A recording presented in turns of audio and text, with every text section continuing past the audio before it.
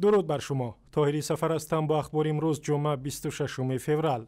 بنا به گزارش ها همسر دوم و غیر رسمی گلمراد حلیموف پلکونیک فراری تاجیک با فرزندانش به سوریه رفته است. مقامات انتظامی تاجیکستان میگویند معلوم نیست همیرا میروا با 4 فرزندش کی و چگونه به سوریه رفته به صف گروه تندروی دولتی اسلامی پیوسته است. در دفتر خدمات گمرک تاجیکستان روز 26 فوریه به رادیو آزادی گفتند همیرا میروا که اینجا در دفتر مطبوعات کار میکرد 7 ماه پیش به رخصتی رفت و دیگر به کار نیامد.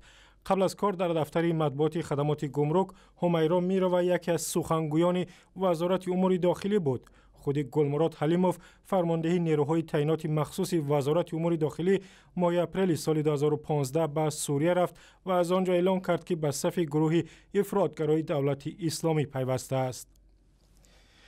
یکی از مخالفان سابق دولت تاجیکستان در زمان جنگ داخلی میگوید در این جنگ ویرانگر کشورهای خاورمیانه از جمله کشورهای عربی و ایران دست داشتند. عبدالرحیم کریموف معروف با نام مولا عبدالرحیم روز 25 فوریه در محفل گفتگوی تمدن‌ها در دوشنبه گفت که ایران زنهای مهاجر تاجیک را در افغانستان تعلیم مذهبی میداد و عرب‌ها با ماشین‌ها و مخالفان دلار میدادند تا برای جنگ تیر و تفنگ بخرند. مودا عرب‌ها هم بودن، افغان‌ها هم بودن، دیگه هم بود. عبدالرحیم کریموف از اعضای بلندپایه حزب نهضت اسلامی است که بعداً از حزب خارج شد و آن را برای تاجیکستان خطرناک نامید. حاضران محفل تمدن‌ها خود مولا عبدالرحیم را هم برای شرکتش در جنگ داخلی که از سال 1992 تا سال 1997 ادامه کرد و 50,000 نفر را کشت تنقید کردند.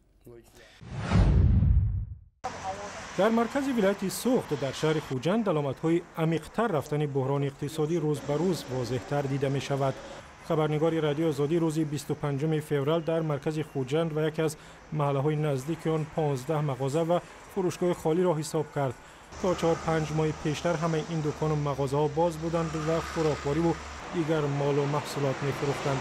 یکی از این تاجران سبب‌های بی‌ثمر شدن تجارتشان را چنین شرح داد: پول تاجیکی یعنی که قدرش نمو و حسابی کنکورنت زیاد است. رقابت به حد سخت است. عامل‌های بیرونی و به خصوص بحران اقتصادی در روسیه شریک اصلی اقتصادی تاجیکستان سبب کند شدن رشد اقتصادی در تاجیکستان شد. سال 2015 درآمد بودجه تاجیکستان 400 میلیون سومانی کمتر بود.